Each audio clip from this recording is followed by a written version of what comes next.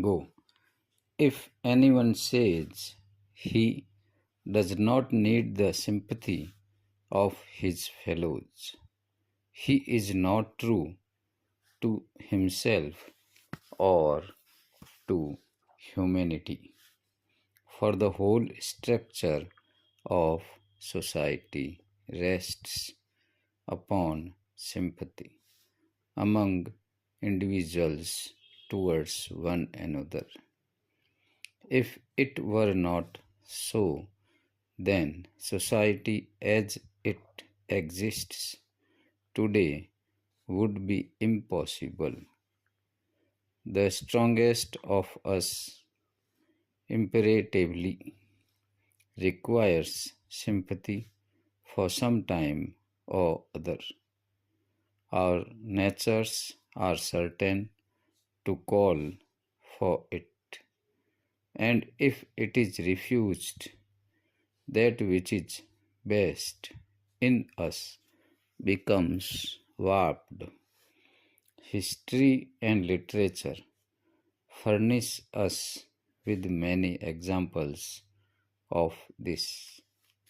An unsympathetic nature is like the biting Arctic winds, but a sympathetic disposition is like the balmy breezes of the south, and the more expansive our sympathies, the more nearly do we approach towards the ideal of a deserved and pure success.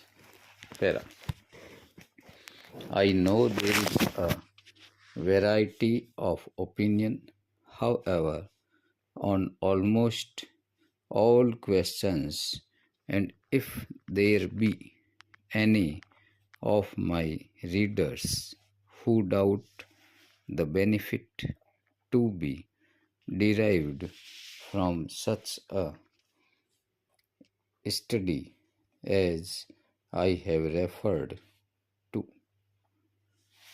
and if they assert that in their opinion it would be a waste of time as well as money to procure such books, I ask them for their own sake and for that of other people in their position who may look at the matter from their own view to weigh the following points as carefully and as soon as they can.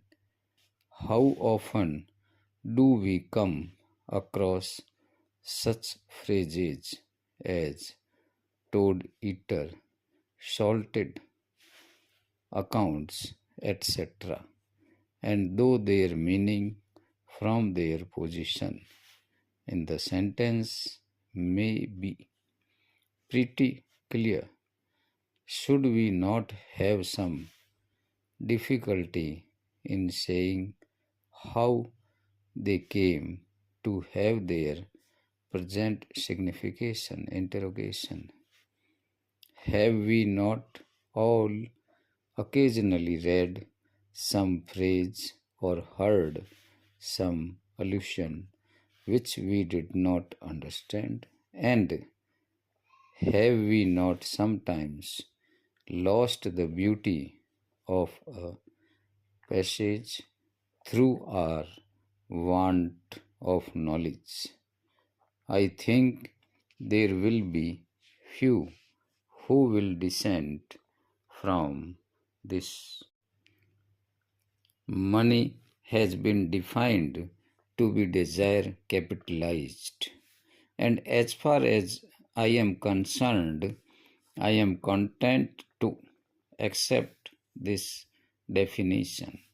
I have thought of it in all ways, and I have concluded, after consideration of every circumstance connected with the subject, that the definition is satisfactory. I am confident that if you will think of the matter, you will, as a necessary consequence, come to the same conclusion in a genuine inquiry. The conclusion is not arrived at without some consideration of opposite views. In fact, those views must be considered if we are to come to a satisfactory conclusion. Having regard, therefore, to the interesting nature of the question before us, it will be agreed that it deserves to be fully considered and must be looked at from every standpoint. It demands that everything that can be said about it shall be considered, and that anything which may in any way help us to an opinion shall be taken into consideration. In point of fact, must be taken into consideration. Limited space, however, forbids my enlarging upon the question in the manner I would like, so that I must be content to leave out some considerations, of which a great deal might be said, and respecting which there might perhaps be a disagreement. I shall consider this question more fully in another place.